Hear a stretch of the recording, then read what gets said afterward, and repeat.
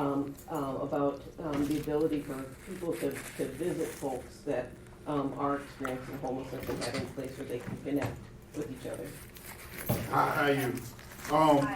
Yeah, the question still remains to be the same, just as she put it. They just need a place where they can be able to meet with their families, because you're dealing with homeless people across the board who have different status as to why they're homeless, such as mine. My status is I'm displaced because of the hurricanes that I had to deal with and the flooding situation. So I'm in good standing and decent standing, and I don't have any type of criminal issues. And I just know that some of the guys that are in those shade shelters have families, and they're separated from it. And now that we have to be very cautious because of the coronavirus, right. They still need a place where they can raise their families from a distance. All right. You see, we're trying to make a bad situation a little bit sweeter. Yeah. I will say that because of the stay-home order, there is, all visitation in any kind of facility, whether it's a housing facility, in our jails, in our nursing homes, that's the number one thing they don't want anyone to do. Okay. So, I know it's really hard. Okay, let me just interrupt you right for that 1 second. I get that part, but the ones who are eating in the same cafeterias and how the building is constructed over there, they're still within the same type of setting where the families can have a different day that they can actually be with those family members, and it can work out just as fine. The structure doesn't need to be changed because we know that's going to.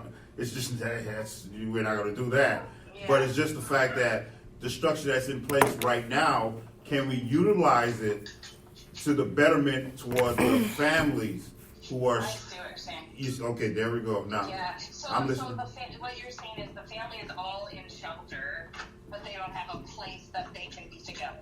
Exactly, because there are private issues when raising kids and dealing with your relationship with your kids, and they're not, stable, and that's very, very important, because a good, strong family structure is something that keeps everything going real well.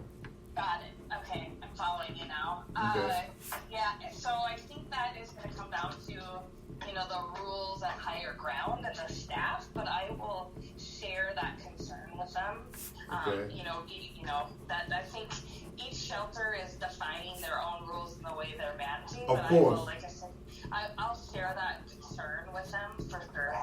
Okay, and also push the point that we just talked about, which was the last part of not changing their structure and their rules, because some people just are not flexible, but just to be able to utilize the space that's already existing, but on a different day, maybe have a reservational day, even though it is not that labor intensive. It's just being able to switch a day that they can actually be with their families, even though they're dealing with this situation right now, because they're going to do it no matter what. Yeah. So rather be safe than sorry. That's right. I understand that part. Reserve a room and clean it in between families. Exactly. Got it. Okay. Something like that. Yeah. So the other thing, Trista and Andy had mentioned this at the last meeting, is in the senior building, and the inability for folks to connect with each other there. So you want to say a few more words, Andy, about that?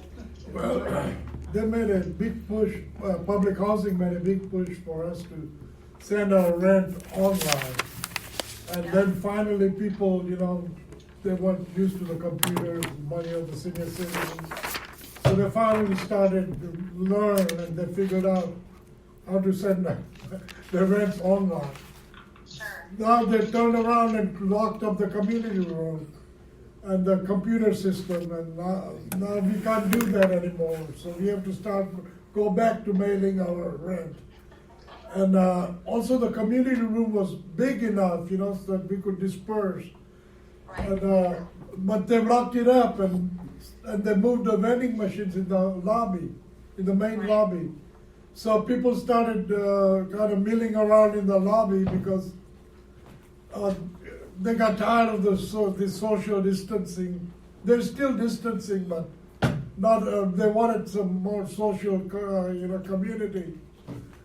And then they sent the security guards to tell us we couldn't do that anymore. We couldn't Right. hang around the lobby.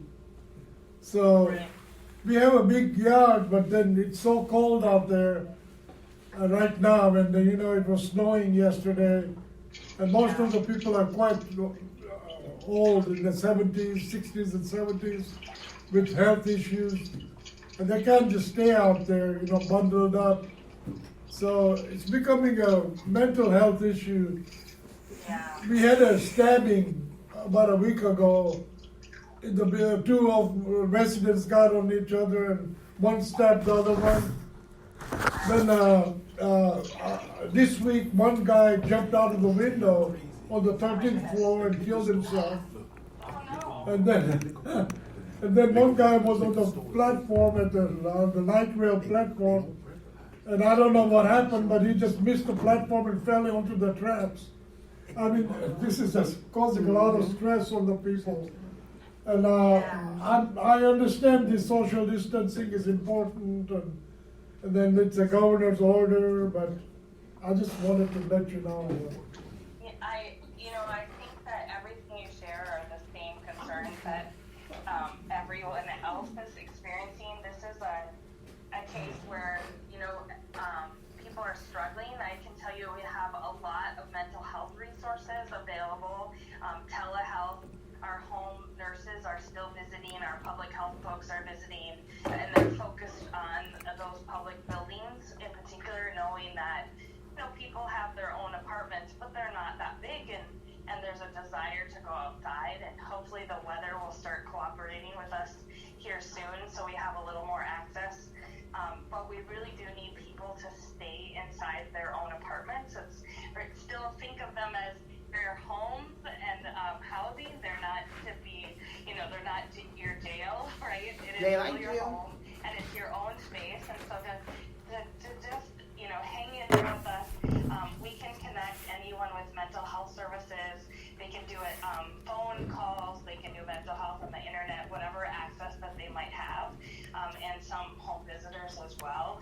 I think everyone's feeling a little cabin fever right now. This is hard. It's hard for everyone for sure. And you're right, the weather is a little chilly. We're also working on, how do we expand space outside? So the closing of some streets to park cars so that people can walk on them safely. I'm looking to try to not open golf courses for golf courses, but to open them as parks for everyone to use, so that there's just a little more green space, so people can be outside and go, and not be connected, especially in the public buildings. We're telling people, if you don't get in an elevator with another family if you can help it, right? Clean and wash surfaces.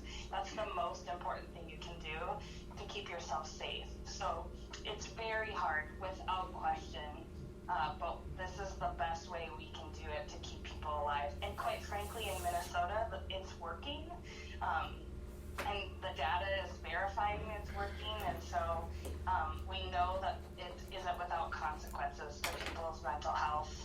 And it's a choice, right? Is how much we can treat one thing over the other. But certainly we can send out resources for mental health services as well. Give me a cabin, I'll stay in it. And we had several people that want to thank you too for all the work that you've done in getting those restrooms and facilities out to the campsites and around the area. That certainly has reduced a lot of stress, I think, within the community. So we want to thank you so much for that. Has there been any additional work done on like some posters that we could put up? I haven't gotten anything from your staff at all. I let me tell you, I haven't gotten them either, and I pushed really hard, and just finally, I was like, look, I have this meeting at noon every week, and you still haven't given it to me. So I did get a map of the locations. Is that something you could send to me? I already did. Okay, so great. It should be in your inbox. Okay. There's a map of the locations of the sanitation sites. The poster is on the list for communications to do. Okay. I've been seeing it now for the last 7 days as a request on the SITREP, and it's slowly moving up to the top of the to-do pile. Okay. So, Well, we appreciate it. it's a priority of there's an entire action team, both a policy action team on homelessness as well as a staff team. And homelessness, food security are the top two issues our entire emergency operations center is working on. So know that, you know, out of bad things can come good things, right? And so finally, I think everyone is paying attention to our issues around housing and homelessness and how critical it is. And so there is literally hundreds of people working on this issue to make sure that people are resourced and taken care of. Great. Well, thank you so much. And does this time work again next week? Does it look okay? Yep, it's on my calendar as a standing meeting. Okay, well, we're going to give Margaret King a call from the Interagency Council and talk with her for a few minutes. So thank you very much. I hope you have a blessed Easter. Thank you, you too. Okay, thank you. All right, Okay, bye-bye, everyone. Bye. Thank you. Okay, now Margaret's number.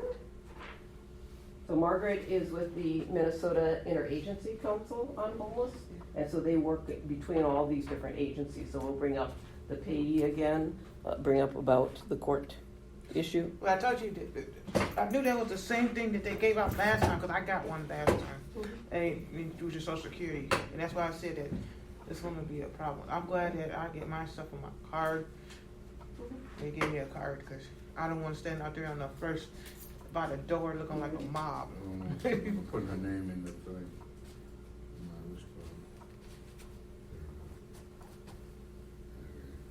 Now. Okay. Go So for it. 206 793 2040.